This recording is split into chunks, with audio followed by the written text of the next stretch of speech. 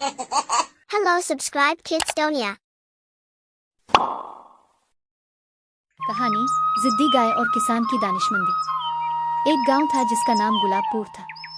यह गांव सरसब्ज और शादाब पहाड़ियों के दरमियान वाक़ था, जहां हर तरफ हरियाली और खेत खलियानों का राज था। गांव के मकीन ज्यादातर किसान थे जो अपनी जमीनों पर दिन रात मेहनत करते थे। उन्हीं में एक किसान था जिसका नाम रमजान था। रमजान निहायत मेहनती और अक्लमंद आदमी था। इसके पास खेतों के अलावा एक जिद्दी गाय भी थी जिसका नाम लाली था।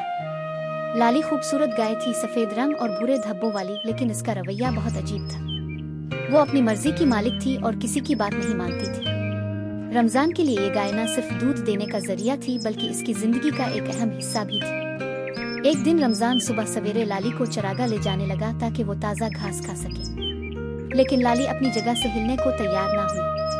रमजान ने इसे खींचा, धक्का दिया और तरह तरह की बातें की, लेकिन लाली ने अपनी जगह से कदम न हटाया। रमजान को समझ नहीं आ रहा था कि क्या करे।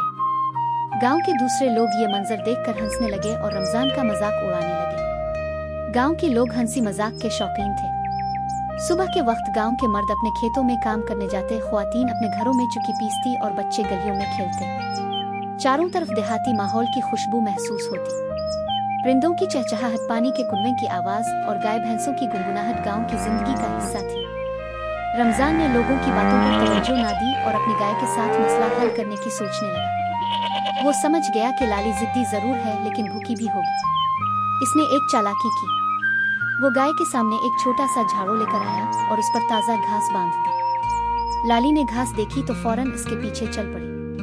रमजान आहिस्ता आहिस्ता घास को हरकत देता रहा और इस तरह लाली चरागा तक पहुंच गई। ये कहानी गांव में मशहूर हो गई और लोग रमजान की अक्लमंदी की मिसाल देने लगे। गांव का माहौल वैसा ही खुशहाल रहा और रमजान और लाली की जोड़ी सबके लिए एक मोहब्बत भरी कहानी बन गई। सबक: इस दिन के बाद रमजान ने सीखा कि कभी कभी सख्ती से नहीं बल्कि मोहब्बत और हिकमत से मसाइल हल किए जा सकते हैं। लाली भी आहिस्ता आहिस्ता जिद छोड़ने लगी क्योंकि रमजान ने इसके साथ नर्म रवैया अपनाया।